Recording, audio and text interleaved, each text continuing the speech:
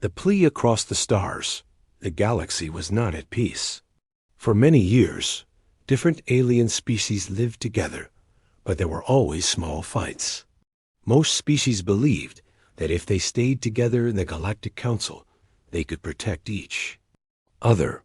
But this time, the danger was too big for anyone to handle alone. It began when a dark fleet appeared at the edge of the stars.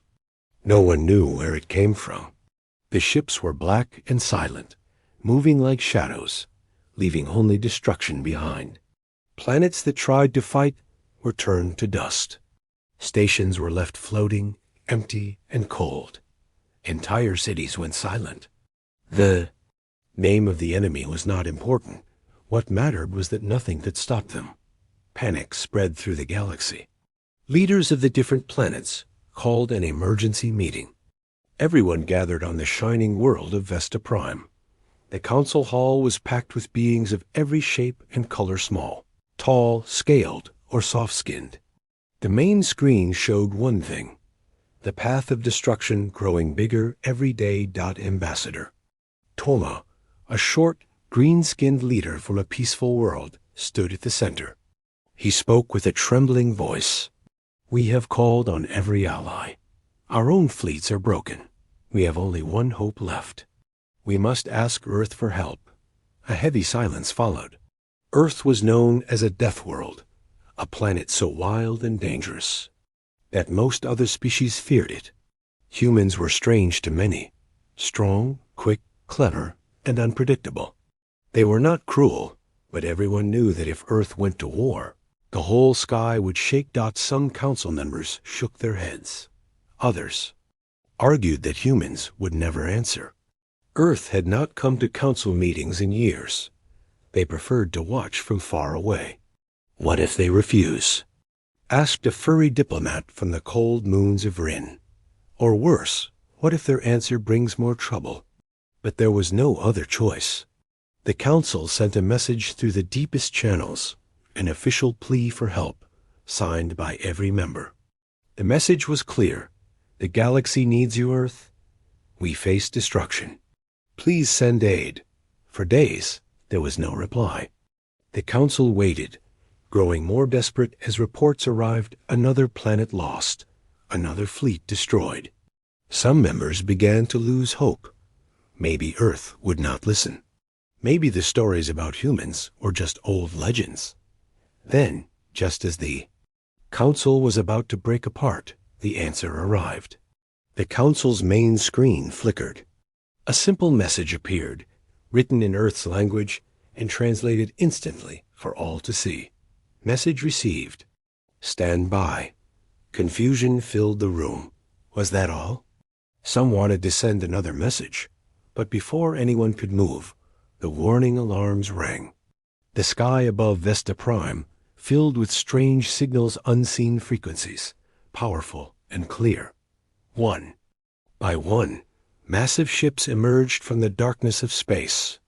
They were shaped like nothing the council had seen, sharp, armored, glowing with blue energy. The ships moved in silence, but every scanner showed their power.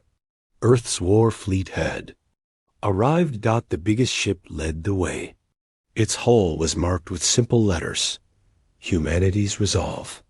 All other ships followed in a perfect line, moving with careful control.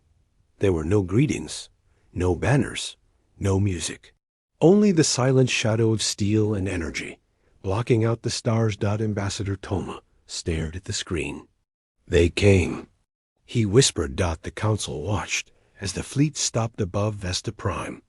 There was no attack, but the message was clear. Earth had heard the plea, and Earth did not come with empty hands. They brought power. Suddenly, the main screen changed again. A human appeared, a captain, face calm and eyes serious. His words echoed through the hall, translated for every ear. We have received your call. Stand by. Do not interfere. Humanity will handle this. With that, the screen went dark. The galaxy waited, holding its breath. No one knew what would happen next. But one thing was certain: the balance of power had shifted. The hope of many Worlds rested now on Earth's war fleet, and everyone wondered, would humanity save them? Or would their arrival bring even greater ruin? The edge of ruin, the human fleet stayed in orbit above Vesta Prime, silent and still. Their ships blocked the view of the stars, casting long shadows across the council hall. Some council members wanted to send greetings, but others warned them not to disturb the humans. Stories from old times told of humans who fought best when left alone. Each day, new reports came in from the outer worlds. The enemy fleet kept moving closer, leaving destruction in its path. More planets fell. More allies begged for help. The council felt the weight of hopelessness grow heavier. In a small meeting room, Ambassador Toma and a few leaders watched as the human fleet slowly moved into formation. Their technology was far ahead of anything the council had seen. The ships used energy fields, moved in perfect sync, and never showed signs of fear. Human designs were simple, but strong. No gold or jewels, just hard metal and blue lights. "We have sent them our enemy's location," said the tall, thin speaker from the desert world of Lin. "Now we wait." Toma wondered what would happen if the humans failed. What if Earth's help brought only more destruction? He looked at his own planet's flag, hoping he had made the right choice. Suddenly, the council's main screen showed a new signal. A map of the galaxy appeared, with red lines tracing the enemy's path. The humans had taken over all communication. Their plan was clear and direct. The human captain's face appeared again. His eyes were sharp, his words cold and calm. "All council members, evacuate the threatened systems. Stay out of the war zone. This is your only warning. Humanity will engage." The message left no space for debate. The council ordered an immediate retreat from the front lines. Ships fled from danger, carrying as many as they could. In the chaos, families were separated, leaders left behind, and old rivals helped each other just to survive. From orbit, the humans watched. Their war fleet did not move to help the fleeing ships or to comfort anyone. They waited for their moment. Hours later, the enemy fleet entered the system of Nara, a trading hub filled with innocent lives. The council's own defenders were already running. The aliens had always moved slow, enjoying the fear they caused. Now they expected another easy victory. Instead, they met humanity. The first shots came from the lead human ship. Blue beams of energy crossed space and struck the enemy's largest vessel. Shields failed at once. The ship exploded in silence, pieces spitting into darkness. The enemy fired back, but human ships dodged every shot. Their weapons were fast and brutal. Ship after ship in the enemy fleet broke apart, burned, or vanished in clouds of dust. The battle did not last long.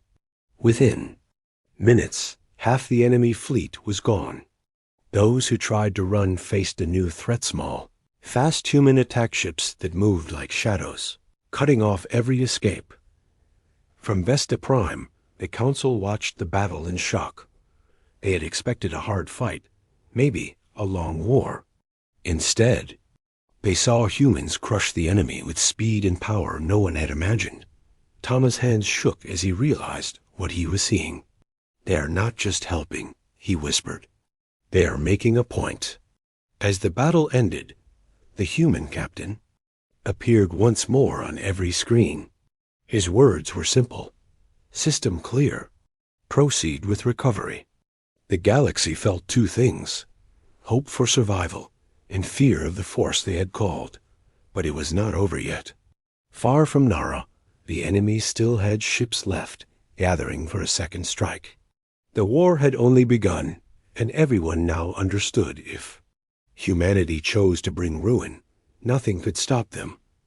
The line in space after the Battle of Nara. The galaxy could finally see the true power of Earth's war fleet. News spread quickly to every world. The enemy had not just been stopped, they had been destroyed.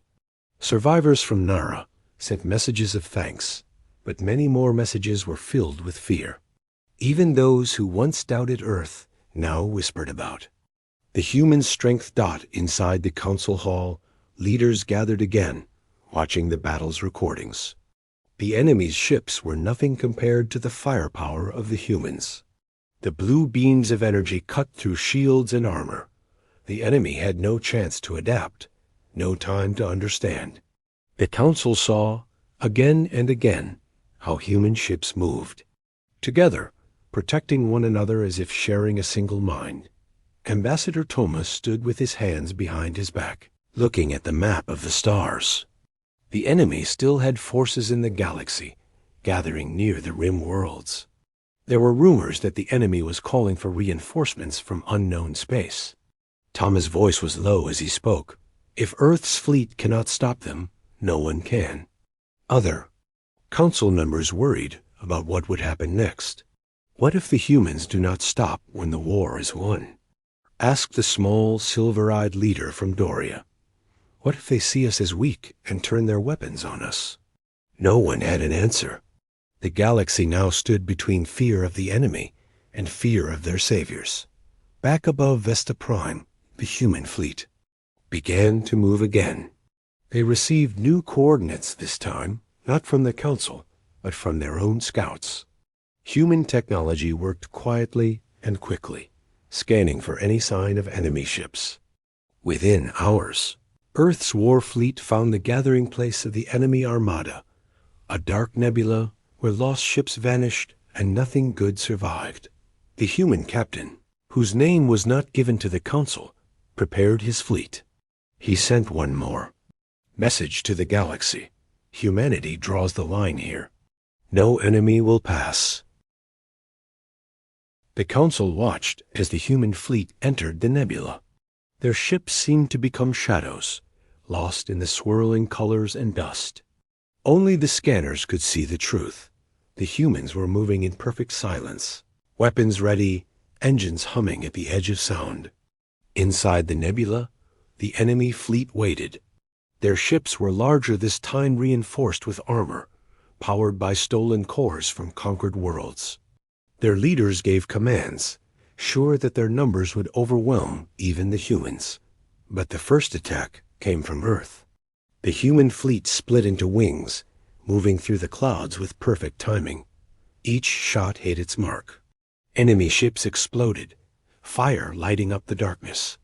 The enemy tried to respond, launching missiles and energy beams in all directions. But human ships slipped through every trap. Their pilots were calm, their computers fast, their teamwork unmatched. Even when enemy ships got close, the humans fought back with silent boarding teams, groups in black armor who moved like ghosts. The nebula turned into a graveyard. Human ships took damage, but not one was lost. They protected each other, repairing as they fought, always covering their weakest points. The enemy's numbers did not matter. Against Earth's war fleet, no strategy was enough. When the last enemy ship fell silent, the nebula itself seemed to breathe out. The darkness faded. Human warships returned to open space, battered but still strong, moving in perfect formation. Back at the council hall, Ambassador Toma stood in awe. He realized that the galaxy had not just called for help. They had awakened a force no one fully understood. The line had been drawn, and Earth's fleet stood on it. But as the humans returned to Vesta Prime, a new question began to grow in every mind. Now that Earth's fleet had brought ruin to the enemy, would they ever give back the power they had? Shown? Or had the galaxy traded one threat for another, far greater one? The stars were quiet, but the galaxy waited for humanity's next move. Asterisk, the price of salvation, the galaxy was quieter now. After the defeat in the nebula, the enemy fleet scattered, afraid to face the humans again. News of the humans' victory spread everywhere.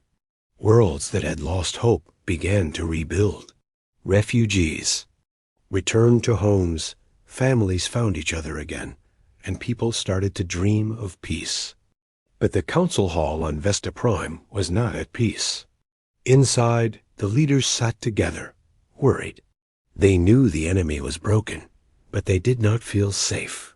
They looked up at the screens, watching the human warships still floating in their sky. The ships never powered down, never left their stations. Every light, every movement showed that the humans were still ready for war.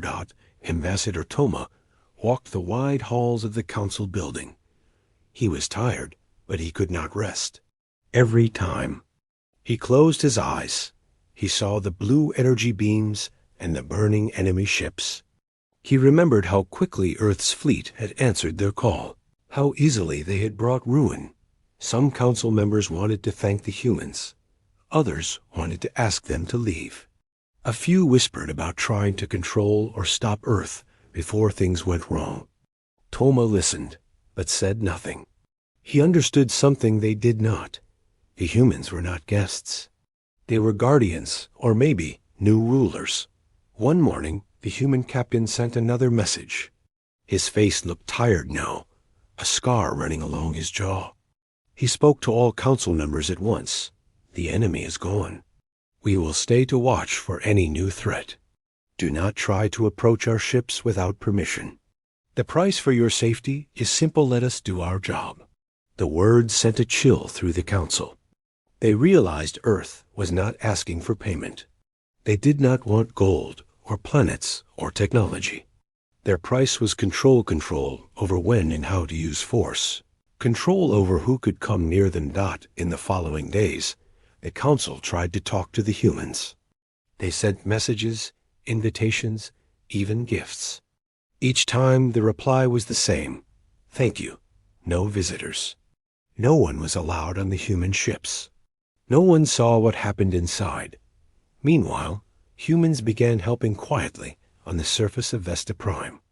Their soldiers brought food and medicine to those who needed it. Their engineers helped repair broken buildings. They worked quickly, always in groups, always watching the sky. When their work was done, they disappeared without a word. Some aliens began to fear the humans more than the enemy they had defeated. They watched as human patrols moved through the city at night, checking for any sign of danger. No one dared to break the law while the humans were near. Ambassador Toma decided to do something no one else dared. He asked for a private meeting with the human captain. At first, there was silence. Then a reply: come alone. Toma boarded a small shuttle and crossed the empty space to the biggest human ship. It was like flying toward a mountain made of steel and blue fire. Inside, he found the captain waiting, surrounded by screens and maps of the galaxy. Thank you for meeting me, Toma said, bowing his head. The captain nodded, but said nothing. Toma tried to find the right words. We called for help. You saved us. But now our people are afraid. What are your plans for the galaxy? The captain's answer was simple. We do not want to rule, but we will not let this galaxy fall into chaos again. If another enemy comes, we will be ready. If anyone threatens the peace, we will answer. Toma looked into the captain's eyes and saw something more than strength. He saw a deep sadness, a heavy burden. The humans had saved the galaxy, but they had lost something in the process: their place among the stars as equals. When Toma left the human ship, he knew the truth. Earth's fleet had saved the galaxy, but at a cost. The peace everyone wanted now depended on the silent threat above them. Salvation had come with a price, and only time would tell if the galaxy could live with it. Asterisk shadows and suspicions days turned into weeks. The galaxy started to heal, but the shadow of Earth's fleet hung over every world. Most people were grateful, but fear grew just as quickly as hope. News reports showed human patrol ships moving between the stars, always silent, always watching. Many believed the humans would stay forever. On some worlds, people whispered in the markets and streets. The humans saved us, but what do they really want? Are we safer now, or are we just living in a bigger cage? Even the council chambers were filled with arguments. Some said the humans were keeping everyone safe, while others warned that it was not safety, It was controlled that Ambassador Toma listened to these fears. But he also saw things the others did not. He watched as human engineers helped rebuild ruined cities. He saw their doctors heal the wounded, and their soldiers share food with alien children. There was no cruelty, no sign that the humans wanted to rule, only a strict need for order and peace. But trouble began to grow in places where the humans could not see. Old enemies met in secret, talking about how to push Earth's fleet away. Small groups started to form, a mix of aliens who feared humans and some who were jealous of their power. They sent hidden messages, searching for weakness in the human patrols. One night on Vesta Prime, a group tried to sneak past the human lines to steal technology from one of the warships. They believed if they could learn Earth's secrets, they could defend themselves, or maybe force the humans to leave. The group was made up of desperate people, scientists, soldiers, and even a council member. They moved carefully through the dark, using old codes and hidden tunnels. When they reached the warship's edge, they found guards waiting. Human soldiers in black armor stood silently, their weapons ready. They had been watching the group for hours. The leader of the group, a thin scientist named Drell, tried to talk his way out. "We only want to learn, to protect ourselves." The human guard shook his head. "You do not need to be afraid of us, but you cannot have what is not yours. Go home. Tell your council that Earth is not the enemy." The group left, frightened by how easily they were caught. Drell realized that the humans knew everything that happened on the planet. Their technology was not just powerful, it was everywhere. Word spread quickly. After that night, fewer people tried to challenge the humans directly. Instead, the suspicion and fear turned into quiet resistance. Some worlds began to close their ports to human aid teams. Others stopped sending messages to the fleet. Small protests appeared in city squares, with signs and voices raised against Earth's iron sky. But at the same time, disasters struck: fires, storms, and food shortages. Each time, the first to arrive were the humans, bringing help, order, and hope. Some worlds saw them as angels, others as uninvited guardians. Ambassador Toma felt the galaxy's tension rise with every day.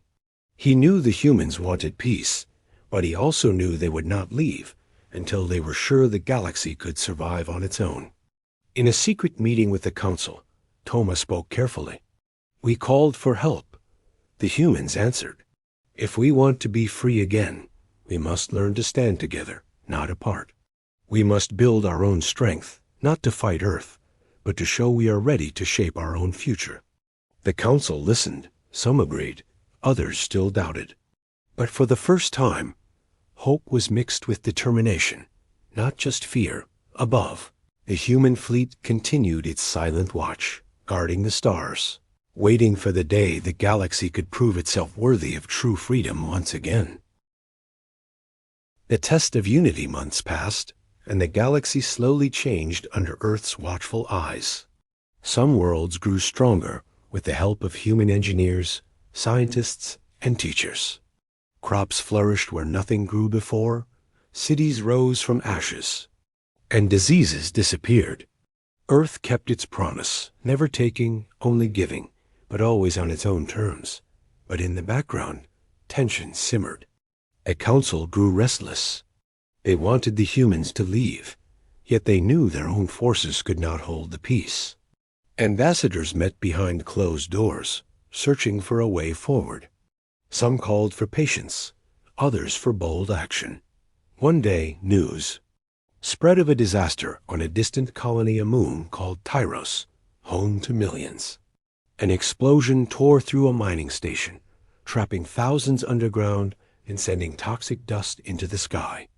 The local leaders begged for help. Without rescue, the colony would be lost in days. Before the council could decide what to do, the humans moved. Earth's fleet dispatched rescue ships and medical teams at once. Their technology cut through. The rock, their machines filtered the air, and their doctors worked day and night. Aliens and humans dug side by side, saving lives together. Ambassador Toma traveled to Tyros to see it with his own eyes. He saw fear turn to trust as human and alien worked as one. There were no borders, no secrets, just people helping each other. Toma joined the rescue efforts, handing out water and comforting children. In those days, something began to change.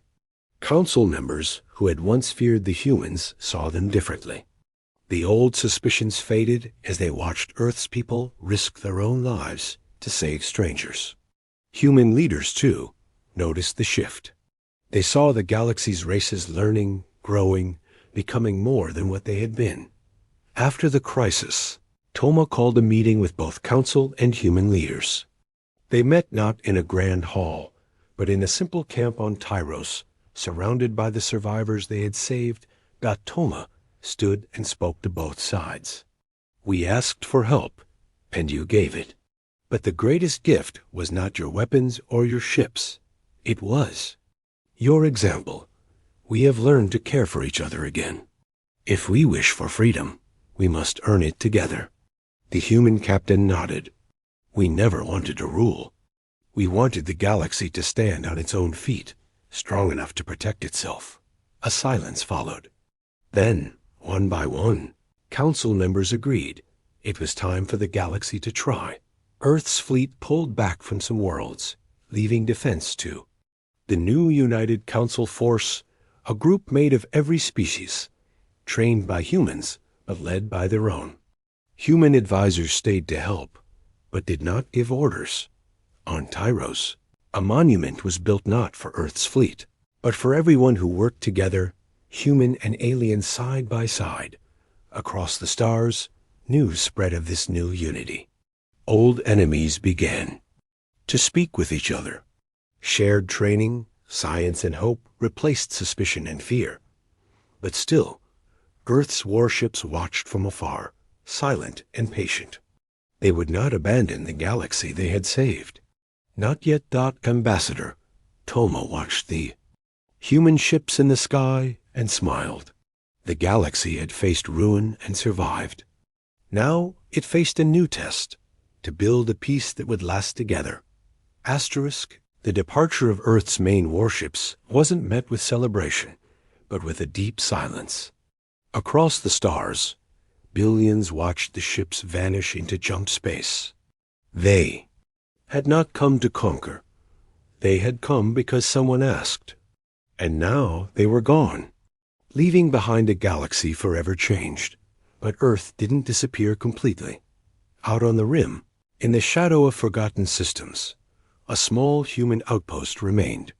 It was not a base of war, but of peace.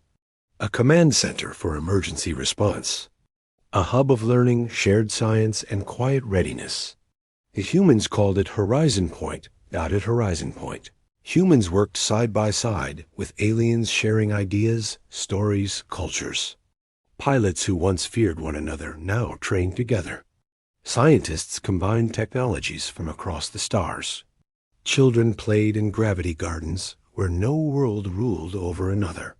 It was a new kind of future, one born not of fear, but trust. Ambassador Toma visited Horizon Point one last time before retiring. His eyes had grown older, but his spirit was strong. As he walked the halls and saw human and alien side by side, he smiled. It reminded him of how far they had all come. A young alien child ran up to him, holding a toy starship. Is it true? She asked. That humans once saved the galaxy?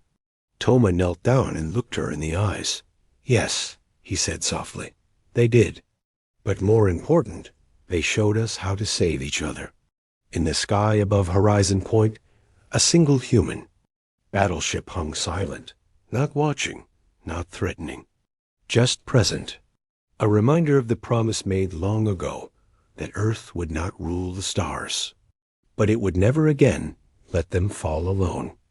And far beyond the rim, deep in unexplored space, Earth's fleets trained quietly, waiting for the day when their strength might be needed again. But now they hoped that day would never come, because The galaxy, once fractured and broken, now stood united. And though the humans had brought ruin to the enemy, they had also brought something stronger: hope.